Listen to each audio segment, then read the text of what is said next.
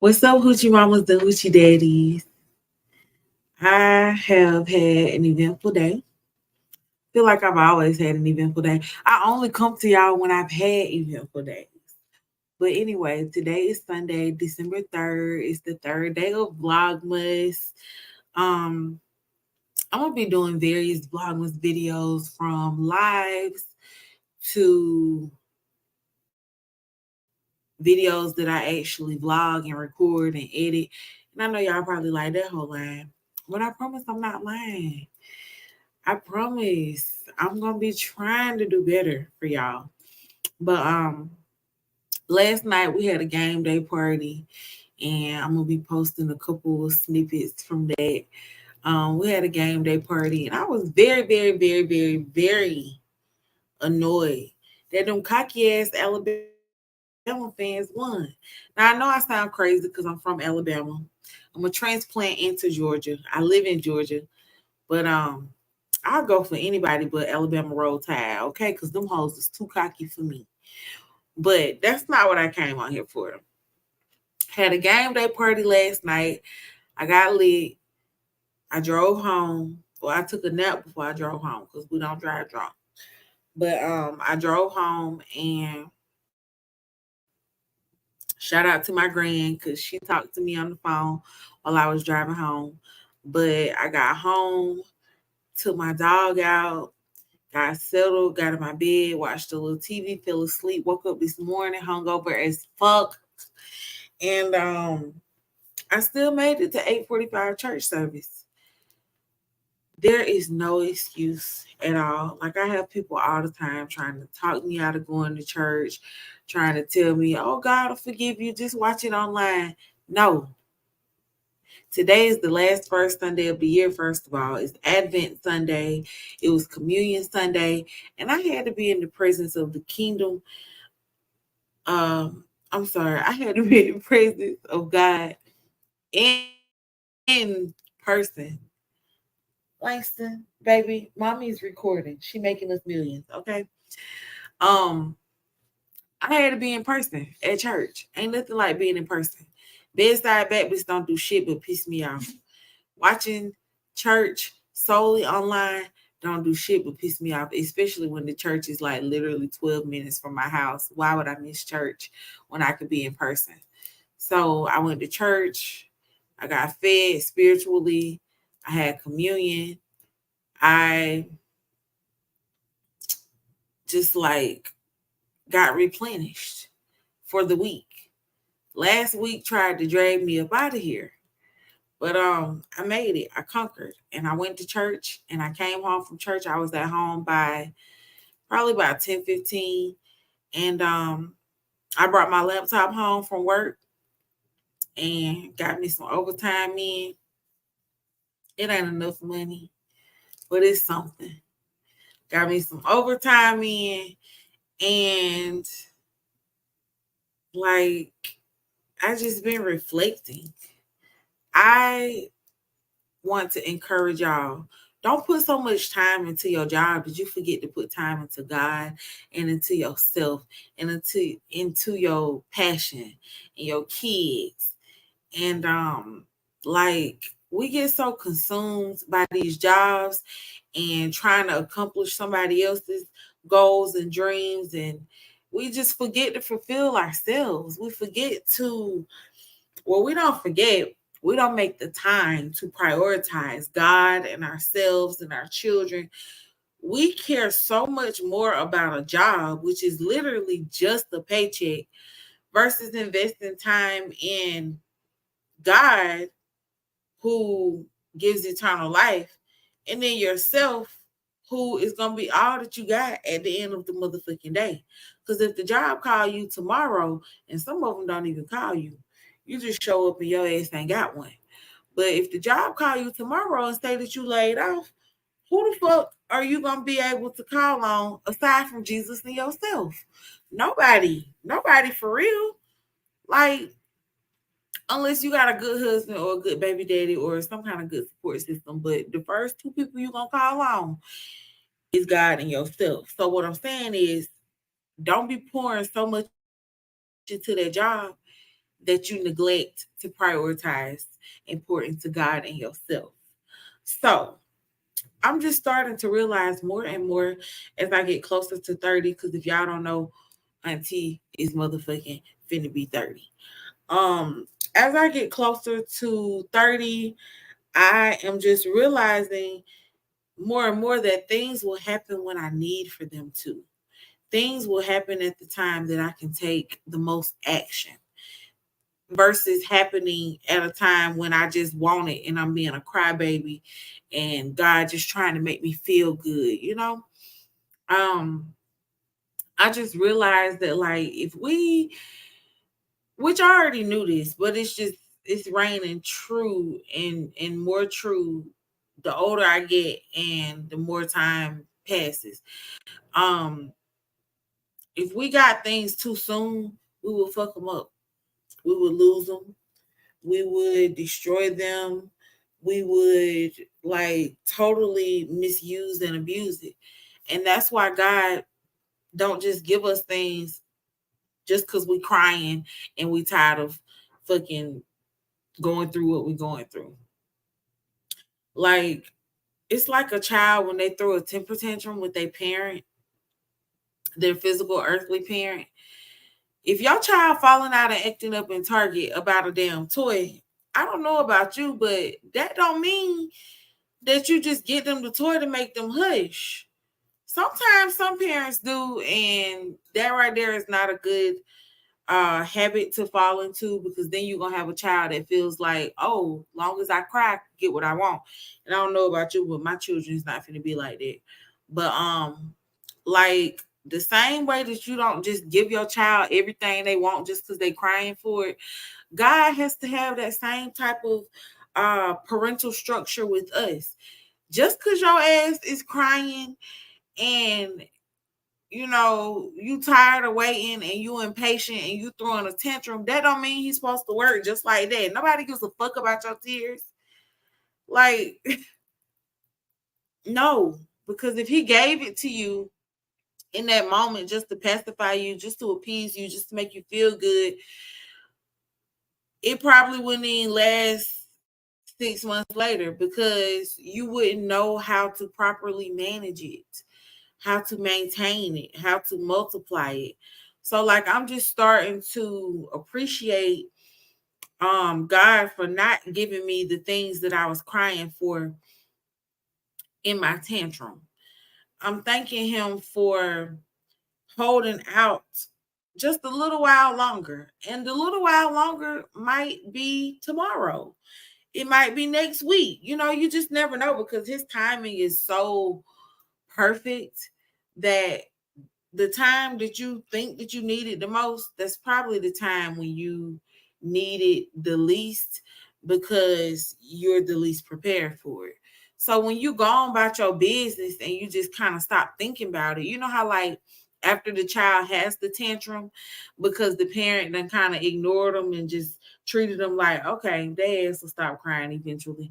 You know, once you look at the child 10, 15 minutes later, you see them smiling. They might even still have the little tear in their eye, but they smiling and you know they going on about their business. Well, when God sees you going on about your business and he see you putting in the work, but not necessarily dwelling on whatever you were having that meltdown about anymore, when he sees that you have totally forgotten about what you was crying about, that's when he gonna give you that shit when you least expect it. So like getting closer to 30 just been giving me so many realizations that I probably already had, but they sticking more now. And now it's just like I'm preparing to receive it all. Like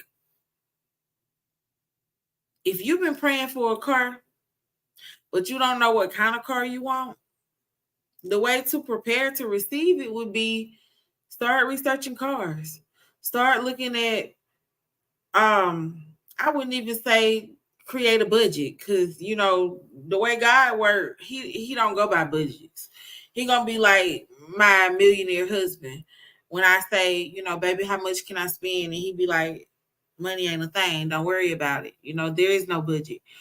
That's how God is. Like, so when you're looking for your car, if you're in the um space where you're praying to God for a vehicle, if you're looking for a car or you're in expectation of a car, actually look for one. Actually make a list, narrow down um your choices. Or if you are desiring to purchase a home, start looking at neighborhoods that you want to be in. Start riding through them hoes, seeing how the traffic is at night. Find the one that you like and start praying over it. Park it in the driveway. People might look at you like you crazy, but you and God know what you're doing. Or if your desire is to be a wife, if your desire is to be a wife, start doing things that would make you a better spouse. If you're combative or you always think you got to have the last word, practice walking away sometimes. Show people that you know how to react in the opposite way of what the fuck they expect you to. Because that's a part of being a good husband or wife. Compromise. And that's just adulthood, period. Because it's so many times where I be ready to knock me a hoe out in different areas of life, and I'm not even gonna name them. But like, it be so many times that I really be ready to go the fuck off like I know I can. But because I am who I am in Christ, and because He is giving me the grace to be more and more patient, because that's what I need in order to be a good mom and a good wife, patience. So like, God will allow me to exemplify patience in areas that I didn't even feel like I could. Areas that ain't even got nothing to do with what He's really working on inside of me. So like, say for instance, I'm preparing to be a wife. God may teach me patience through a family member that's been getting on my nerves for almost 30 years. And that ain't got shit to do with my future husband. But he's still teaching me patience. I feel like if we can not only pray and ask God for the things that we want, but if we can now just get in the position to receive it, it'll come to us quicker. Because now we're showing Him that we're making room for it. We are opening ourselves up to receive. Like, what's the point in praying for things that you're not even in preparation to receive? What's the point in praying for a new restaurant if you ain't even fucking cooking present day? Like, what's the point in asking for a husband or a wife, but you still out here hoeing? Like, that ain't good preparation skills. Or how about someone who is looking to have a certain career path, but they ain't doing shit to show that they worthy in that path? Like, we got to stop praying for things and not making ourselves available to receive them. So now, like I said, as I get closer to 30, I am just making myself more available to receive all the things I've been praying for. Like, I know that in the weary days, it may seem like your ass is literally prepping for nothing. Y'all see that tail behind me? That's my dog. But I know in the weary days, it seems like you're absolutely prepping for nothing.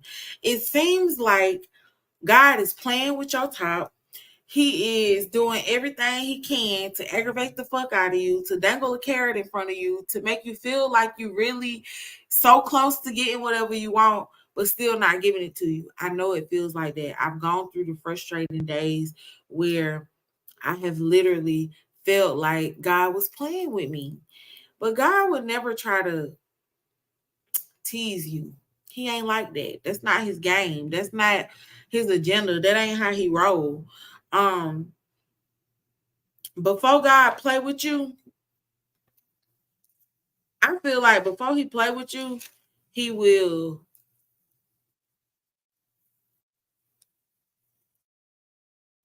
I feel like before he play with you, he will give you a sign like it's on the way, but it ain't here yet. But to me, them little peeks into what the future could be, that right there just be making me want to get there even quicker. But um there was something the pastor said today from this book that I gotta read, which I can't tell y'all the name of it right now because my mind ain't on that. But there was this quote that he said, and it was like, where is it? It was about being in a hurry and how being in a hurry can literally fuck some shit up. Um, Let me see if I can search this note and find it. Langston Elliott, baby. Mommy is trying to record and make millions for us, and I need you to sit down and chill, okay? Mommy needs you to sit down and chill, okay?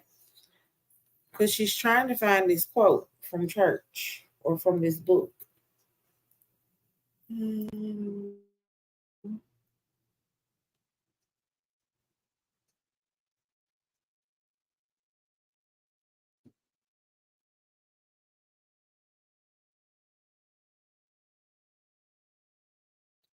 Why can I not find what I was looking for?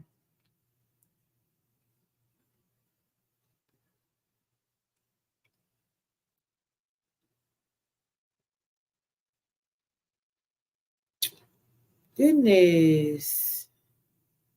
I think it was a quote that I took a picture of. So let's see. It says busyness is not a badge of honor, but a subtle form of self-sabotage.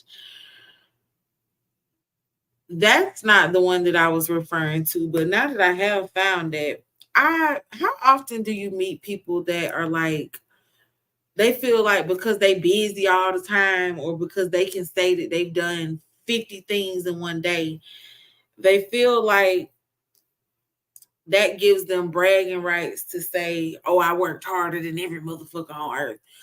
But when you ask them when if they had a day to just chill or to reset or to replenish themselves, they say, "I don't take days off," or "I can sleep when I'm dead," or stuff like that. That quote right there is saying that staying busy all the time, that ain't some shit that you should want to brag about. Yeah, it's good to be productive and to get shit done, but to be busy all the time, that could literally lead to self-sabotage. Now, like I said, that's not the quote that I was looking for. However, I will find the one that I was looking for and I will expound on it more. But if you have not taken anything else from this particular video, what I do want you to remember is things will happen when they are necessarily supposed to. They will happen when you need them to happen the most. They will happen in a time when you are the most prepared to take action versus when you just having a temper tantrum and you just falling out and you just want the shit to happen because you know it's gonna pacify you in that moment, even if that moment ain't gonna last past 2 hours. you know Realize that things are gonna happen for you and to you and through you when they're supposed to. And then the next thing that I want you to remember and to take from this live is that all the things that you have been praying for, now is the time to put yourself in position to receive it, because it's on the way. Now, I would hate for you to have spent so much time praying and wishing and asking for these things to take place, and then when God drop them in your lap, you ain't even ready and you don't know what to do with it. So get yourself in preparation, hoochie mamas and hoochie daddies. I love y'all. My DMs are always open for prayer, encouragement, love, and support. If you have any ideas for me as to what type of content you would like for me to post, I need you to drop it in my DMs. I need you to like, subscribe, comment on these videos, do all that. Run the old videos back. And also get closer to God, get closer to yourself, and cut off anything that makes you less of who you are. Cut off anything that makes you dim your light, diminish your character, or anything that causes you to operate in any manner that's not of your normal self. I love y'all hoochie mamas and hoochie daddies. I'm finna go get me something to eat. I'm finna watch Real Housewives of Potomac and also Married to Medicine. I know I said I was gonna be giving y'all recaps of that. Eventually, I will charge it to my head, not to my heart. Be blessed, and I might come back to y'all later.